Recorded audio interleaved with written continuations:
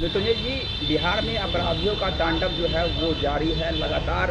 कोई भी सेफ नहीं है। लोग बंदूक से ऐसे खेल रहे हैं जैसे छोटा बच्चा खिलौना से खेलता हो। क्या कहेंगे? नहीं, देखिए, इस बात में कोई हकीकत नहीं है। ये हमारे विरोधी भारतीय जनता पार्टी का तिलिस्म है कि जब सत्ता में रहती है तो कहती है कि बिहार में अपराधी राज, जंगल राज और लॉ एंड ऑर्डर पर सवाल खड़े करती है, और जब सत्ता से बाहर रहती है भारतीय जनता पार्टी, जब महागठबंधन की सरकार होती है तो इस तरह का आरोप लगाती है। लेकिन जब सत्ता में रहेगी तो बीजेपी के स्वर बदल जाएंगे, उस समय अपराध नहीं दिखता है। आपराधिक घटनाओं में जो आंकड़े बता रहे हैं उसमें कमी आई है।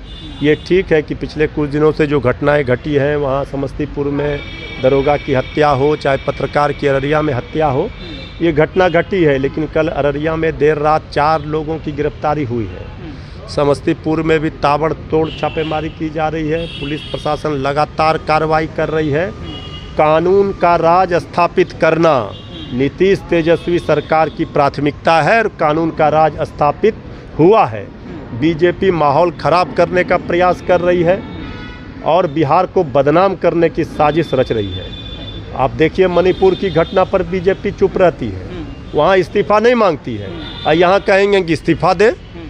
भाई, ये दोहरा मापदंड कैसे चलेगा? उत्तर प्रदेश में, मध्य प्रदेश में, दिल्ली में, जहाँ बीजेपी गृह मंत्रालय का पुलिस है, क्या हाल है अपराधियों का। फिर भी हम कह रहे हैं कि हम अपराध की तुलनात्मक दृष्टि से ये बचाव नहीं कर रहे हैं।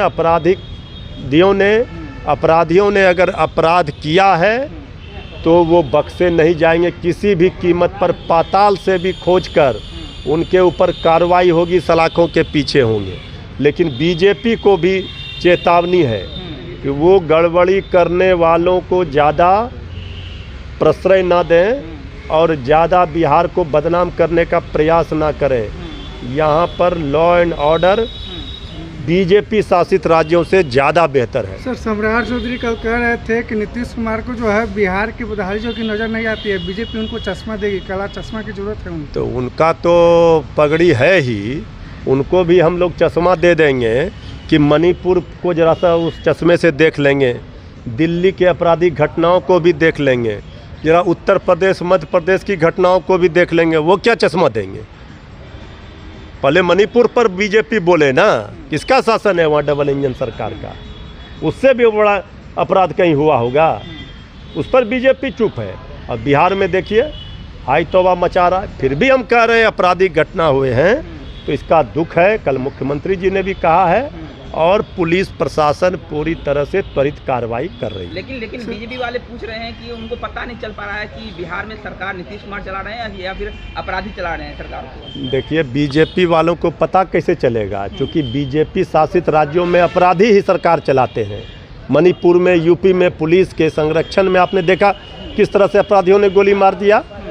तो वो बीजेपी को नहीं दिखाई पड़ेगा, उनको मुफ्त में हम आँख का इलाज करा देंगे। सर, अगली बैठक जो है महाराष्ट्र में होने वाली है, इससे पहले जो है सीबीआई चारा घोटाले मामले में जमानत को रद्द करने के लिए जो है याचिका दायर की है सुप्रीम कोर्ट में। देखिए, ये सब तो चलते रहेगा जब तक इंडिया की जीत नहीं हो जाती है, गठबंधन की, भाजपा की विदाई केंद्र सरकार से नहीं हो जाती है, तब तक ये सब खेल बीजेपी करते रहेगी केंद्र की सत्ता में बैठकर। इससे न कोई घबरा रहा न कोई भयभीत है। क्या लगता है और मुसीबतें बढ़ेगी? देखिए, लालू प्रसाद जी उस शख्स का नाम है जिन्होंने मुसीबतों को भी झेला है, लेकिन अपनी कभी भी जो लड़ाई वो लड़ते रहे हैं उसके लिए उन्होंने कभी भी भयभीत होकर के कोई समझौता नहीं किया है। जिस लड़ाई को अंजाम तक पहुंचाने के लिए लालू प्रसाद जी ने कमर कस लिया है, तो उसको कोई रास्ते से अब डिगा नहीं सकता है, डरा नहीं सकता है। ये बात विरोधियों को भी अच्छी तरह से भाजपा को पता है। सर, बीजेपी कह रही है कि लालू यादव को स्वास्थ्य कारणों से जो कि रियायत दी गई थी, लेकिन वो तो मेरिन ड्राइव पर जाकर कुल्फी खा रहे हैं। तो बीजेपी क्या चाहती है? बीजेपी तो जब राजनीतिक लड़ाई नहीं लड़ पाती तो जांच एजेंसियों के माध्यम से परेशान करती है। तो अब क्या चाहती है कि लालू प्रसाद जी और स्वस्थ रहें। लालू प्रसाद जी के साथ करोड़ों असंख्य लोगों के, गरीबों के दुआओं का ये फल है, असर है कि आज लालू प्रसाद जी गंभीर से गंभीर बीमारियों से भी उबर कर आज स्वस्थ हुए हैं और उन्होंने कहा है कि हम फिट हो गए हैं, मोदी जी को भी फिट करेंगे।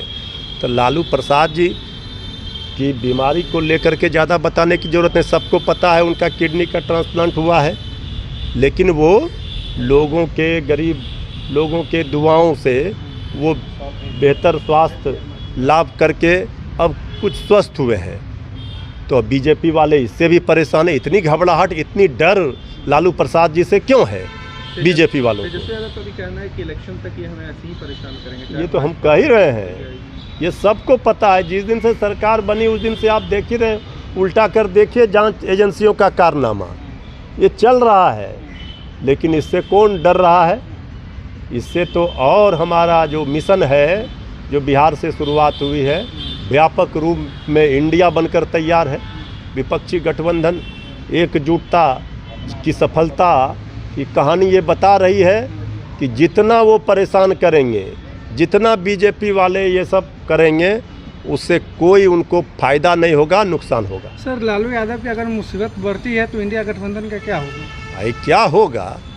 हमने कहा कि सारे मुसीबतों को लालू प्रसाद जी ने झेला है और उस मुसीबतों के घेरा को तोड़कर वो आगे बढ़े हैं और बीजेपी के लिए काल बनकर साबित हुए हैं। तो फिर बीजेपी के लिए 24 में लालू प्रसाद जी ने जो आह्वान किया है उसका असर दिख रहा है।